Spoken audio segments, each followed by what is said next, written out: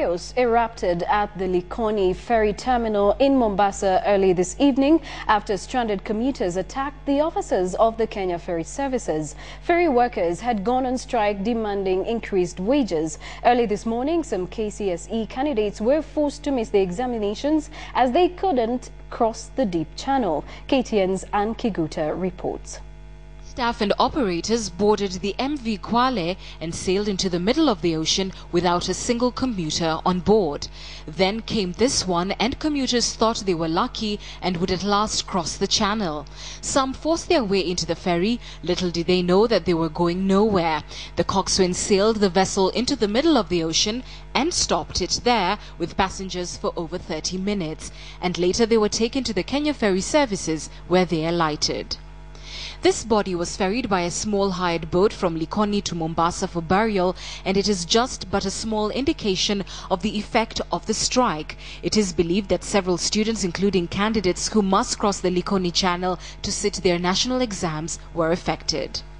Kuna wanafunzi kila siku wanavuka upande huu na wengine wako form 4 wanafanya mtihani. Na kama sasa watabaki kule itakuwaje mtihani leo, atakosa ama itakuwaje? Kuna wagonjwa hapa ambao wanahitaji kwenda hospitali.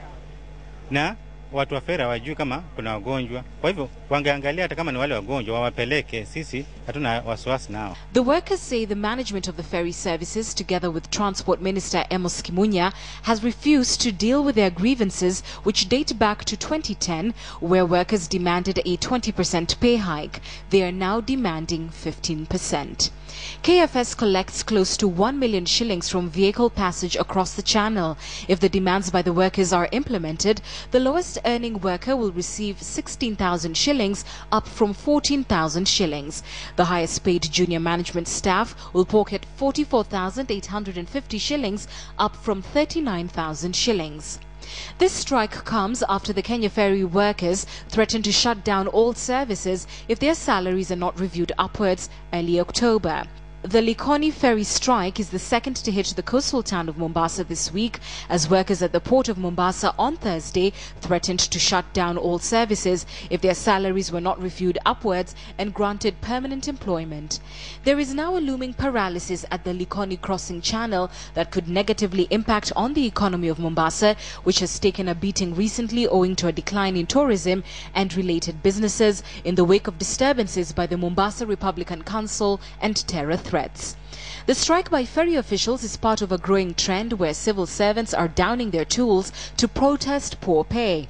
Today's strike comes closely after the one by police officers yesterday who jammed communications networks in protest of their poor salaries.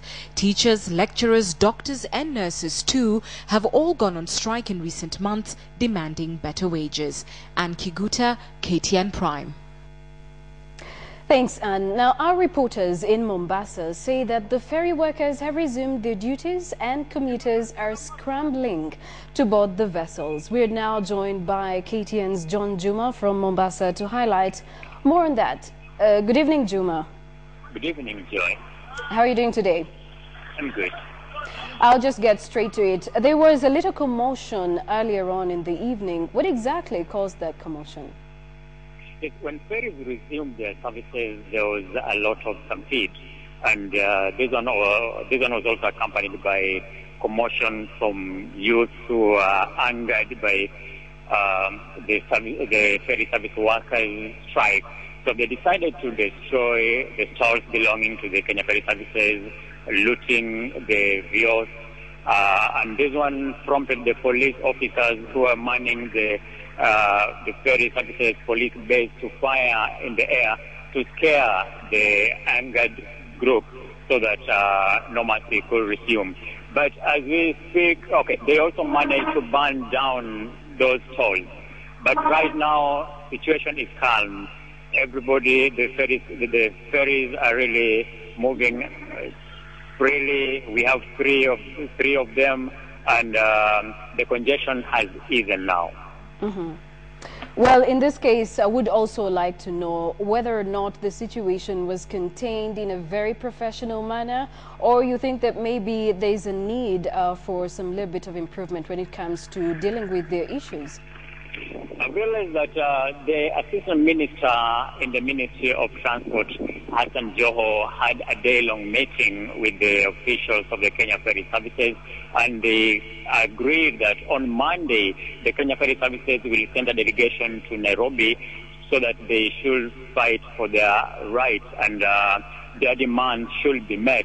And they have some hope that right now, considering the kind of strike they conducted today, government should be able to listen to their grievances and deal with them once and for all. And then there were issues to do with the commuters as well, who seem to have been not satisfied or not completely satisfied with what was going on earlier on today. What exactly could have caused that?